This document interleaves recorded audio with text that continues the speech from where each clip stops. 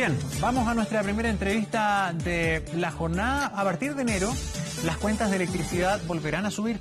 Este fue el informe del ministro de Energía, que esta nueva alza se debe al aumento del precio del dólar, que en los últimos 6 meses suma promedios de 685 pesos. Para conocer más de este tema, nos acompaña Francisco Aravena, académico de Ingeniería Comercial de la Universidad San Sebastián. Francisco, ¿cómo estás? Bienvenido. Buenos días. A ver, se estima esta nueva alza en torno al 9,2-10%. Se va a materializar en los próximos meses cuando Contraloría tome razón del decreto tarifario. Mucha gente se pregunta por qué 2 alzas consecutivas en mayo ya había subido. ¿De nuevo el dólar? A ver, sin duda el dólar tiene una influencia importante. La mayoría de los combustibles están indexados al precio del dólar. Perdón, ¿tú coincides, como por ejemplo el presidente de la Comisión Nacional de Energía, en que más o menos el 60 y 80% del precio es por el factor dólar? No totalmente, ¿eh? Hay otros factores que son importantes a considerar. Pero sin duda hay que reconocer que el dólar ha sido un factor importante que ha distorsionado precios internacionales en diversos ámbitos. Ahora, yo creo que lo más importante, y eso también lo mencionó el presidente de la Comisión, el secretario general también en alguna entrevista, fue el proceso de licitación que se realizó durante el 2013 y 2014. Estos procesos de licitación se generan con una mirada de largo plazo, a 5 o 6 años. Entonces lo que sucedió finalmente es que las licitaciones hasta diciembre del 2014, si no me equivoco, fueron muy caras. No, finalmente. Hoy día estamos hablando del costo de precios. De precios de licitaciones que se hicieron en el 2014. Ahora, eso fue bajando entre el 2015 y 2016. Entonces ya el 2021 se debiera empezar a reflejar, o a final del 2020, caídas en el precio, porque aquí se va sacando un promedio móvil de los costos finales, y eso se va actualizando cada 6 meses.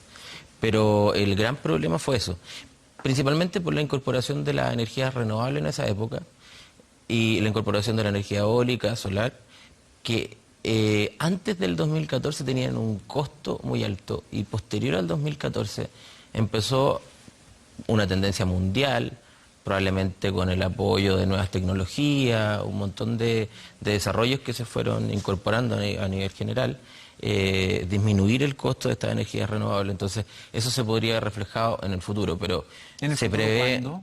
Después, finales del 2020, 2021, ya se supone... tenemos que esperar el mismo rezago que estamos experimentando ahora. Claro, debería empezar a bajar muy de a poco ese tenor. Perfecto. Ahora, te quería preguntar si en todos los países se ocupa un mecanismo parecido, para ver si es el mejor o no, si en todos los países se hacen estas compras y con estas distancias, si ese factor también no incide. Generalmente lo que se busca es garantizar el acceso a energía, y aquí las licitaciones se hacen en términos de distribución, generación y transmisión, y obviamente tienen su porcentaje de influencia. Muchos países probablemente también lo hagan, ¿ya? Ahora, se ha estado estudiando también mejorar o tratar de generar un mecanismo mucho más eficiente, ¿ya? En términos de la transmisión y probablemente la proyección que finalmente tiene el precio.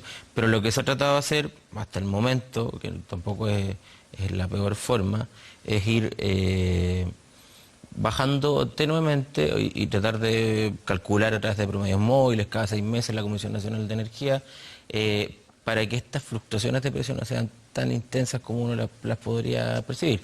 Ahora uno habla del 10%, el presidente hablaba entre el 10 y 10,5%. Era una cuenta de 18.000, 20.000 pesos serían alza entre 1.500, 2.000 pesos, algo por el estilo. O sea, lo que finalmente podría importarnos más, que es como le pesa en el bolsillo de todos los chilenos. Sí, sí, lo que pasa es que ya para mucha gente alzas que pueden ser, comillas, marginales, igual son recursos que se pueden destinar a otras cosas. O sea, sin duda, las alzas en este tipo de bienes, que son bienes necesarios, o sea, no sé, la última... O sea, no puedes prescindir de la luz. Claro, encuestas de presupuestos familiares que realiza el INE, cerca de un 14-16% corresponde a un gasto en vivienda y servicios básicos.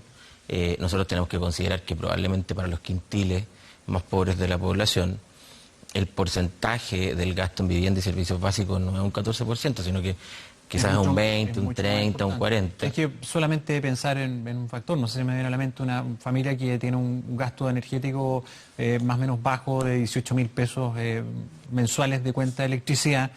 Si le suben 1.800, son 2 pasajes de locomoción colectiva. No, exactamente, y el impacto que tiene sobre el gasto total de esa familia es mucho más importante que una familia de mayores ingresos. Además, esto también indexa, no sé, está bien ocupado el término, otros productos, otros bienes y servicios. Claro, o sea, ¿Sí o va a no? tener consecuencias en el uso de muchos otros servicios, porque, no sé, por ejemplo, en el invierno ha estado aumentando el uso de la energía eléctrica, ya acá ha disminuido el uso de otros combustibles.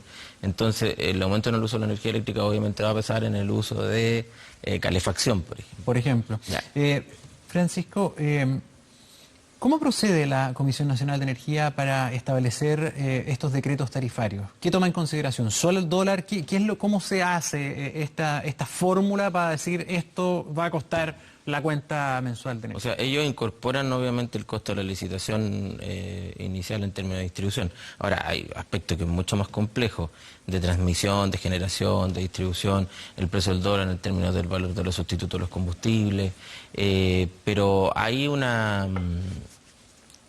estructura dentro de la Comisión Nacional de Energía donde se tiende a promediar todo este tipo de cosas, son un análisis multifactorial, es como fijar el precio Claro. del Transantiago. Ahora, ¿esto no nos debería sorprender?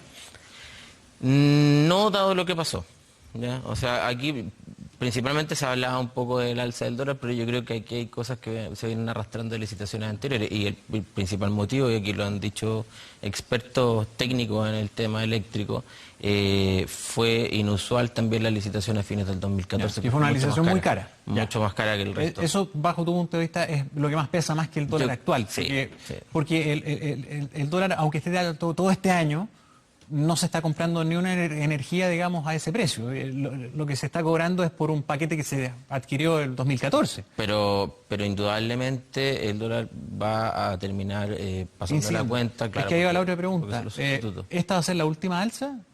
Porque Se prevé que no, el 2020 se supone que debiera... va a seguir subiendo. Claro, claro. Porque resulta que tenemos un dólar en torno a los 700, pero los factores que están provocando el alza del dólar, más allá de lo que pasó en Arabia Saudita, porque esto del bombardeo a la mayor planta refinadora de petróleo del mundo, no se ha alcanzado a reflejar todavía.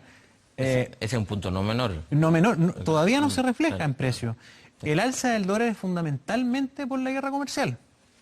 Y la guerra comercial no tiene para cuándo. Hasta ahora, por lo menos, no. O sea, Entonces, la nosotros- gran pregunta es, probablemente el dólar va a seguir arriba en el mediano plazo. Sí. O sea, vamos a estar subiendo cada 6 meses 10% la O luz. sea, eso no es así. Porque el alza principal se generó por esta licitación en el 2014 y ya el 2015. La licitación en el 2016. ¿Y por qué las autoridades bajó de entonces precio. sacan a la pelea del dólar? Porque Dieron probablemente... todas las explicaciones de las autoridades contra el dólar. Probablemente, no, pero de hecho el presidente no lo reconoció así. También asumió este cambio de la licitación en el año 2014. Ahora, se justifica obviamente lo que ha terminado pasando, pero el dólar, nosotros también hemos observado, entrando ya en el otro tema, una alta volatilidad en los últimos 2 años. O sea, desde el comienzo de la era Trump, nosotros hemos observado variaciones en el dólar enormes. Ahora, el tema de la guerra comercial también es muy incierto. ¿Qué es lo que pueda pasar finalmente con el precio del dólar de aquí a un mes, a 2 meses, a 3 meses o incluso a 15 días? Es demasiado incierto. O sea, la incertidumbre en los mercados ha sido muy alta. Lo que pasa con el ataque ahora en Arabia Saudita probablemente va a afectar porque es un sustituto importante. Entonces, nosotros ya sabemos que va a venir un alza en los combustibles y esa alza en los combustibles como sustituto de la energía... Ya subió hoy día afuera. Claro, exactamente va a poder generar algún alza. Pero en general lo que nosotros podríamos esperar es que ya después del próximo año debieran venir alzas importantes, sobre todo por la baja en los costos de las licitaciones de la energía renovable. Oye, hay miradas críticas y también miradas más favorables, por ejemplo, al sistema de estabilización de precios MEPCO, con los combustibles, ¿cierto? Pero en el fondo, te guste o no, probablemente con lo de Arabia Saudita, si no hubiera un sistema de estabilización, ya hubiéramos tenido hoy día un alza de 30 pesos. Y resulta que como tenemos el MEPCO, sube, pero sube parcelado, o sea, va subiendo de a 6 pesos semanales. Pregunta, como estamos en escenarios tan volátiles en términos de todos estos factores y el precio de la energía se calcula en buena medida en combustible, ¿no deberíamos tener algún tipo de mecanismo parecido para el precio de la energía? Sobre todo que, perdón, termino con esto, la energía también está siendo cada vez más un factor de combustible. Va a ser claro, el combustible del futuro. Da las nuevas tendencias y todo el auge en el tema medioambiental que está en la palestra hoy en día, la energía eléctrica ha surgido como un factor importante. Yo creo que en el futuro sería importante revisar qué es lo que va a pasar, porque la demanda sin duda podría ir creciendo. Está aumentando. Y quizá a qué tasa. Quizás estas tasas van a ser cada vez más crecientes. Entonces, en términos de estabilización, o sea, el sistema como está probablemente requiere una revisión. En términos de análisis de la distribución, es un poco más complejo lo que pasa con la electricidad, porque hay actores importantes en términos de generación, de transmisión eléctrica, de distribución eléctrica. Sí. Entonces, no sí, estamos yo un creo poquito tarde reaccionando, porque en términos de consumo, si tú comparas la realidad nuestra, de nuestro consumo local, domiciliario nomás, antes, no sé, pues en las casas teníamos con suerte una zapatilla para enchufar cosas y digamos que los enchufes de pared nos alcanzaban razonablemente para administrar todos nuestros artículos. Hoy día tenemos que llenar de triples de zapatillas porque enchufamos muchas cosas. O sea, nuestro consumo debe haber subido de forma exponencial la última década. Bueno, así como la demanda ha ido cambiando, también la generación ha ido cambiando. O sea, es importante mencionar el por qué el cambio desde el 2015 en adelante. La generación eléctrica ha sufrido, no sé, revoluciones mundiales en términos de la eficiencia en el uso de la energía eólica, de la energía solar, ha ido cambiando mucho más rápido también. Entonces, aquí hay que considerar siempre los dos factores, cómo ha ido cambiando la demanda, pero también la oferta ha sufrido cambios. Ahora, la lata de la oferta es que toma tiempo que tú la puedas percibir. Entonces la queja de todos nosotros los ciudadanos es, oye, sí, ok, tenemos cada vez más plantas solares, tú sales de Santiago, por ejemplo, hacia el norte y se ven cada vez más parques eólicos o también hacia el centro-sur, pero no se nota nada, no está haciendo bajar el precio. ¿En cuántos años deberíamos experimentar o palpar en las cuentas toda esta nueva oferta? Hay estimaciones que incluso al 2021 ya deberán existir caídas del 30%, 35%. ¿Harto? Yeah. Claro, hay estimaciones. Ahora, nosotros también somos un país que ha invertido mucho en estas energías renovables, o sea, lo han utilizado como ejemplo muchas veces. Y de verdad, no solo en la construcción de nuevos parques eólicos, sino que en la eficiencia, en la captación de esta energía, en la transmisión y la distribución. Entonces, yo tengo fe en que las tecnologías van a ir mejorando y van a ir disminuyendo mucho más. Y resolviendo el gran problema. Y el grave problema que todavía tienen. Sí. Porque la energía solar es fantástica. Mucha gente dice, bueno, ojalá tuviéramos todo el desierto, tenemos cancha para poner placas solares en todas partes. El problema es que no tienes todavía un sistema para almacenar la energía.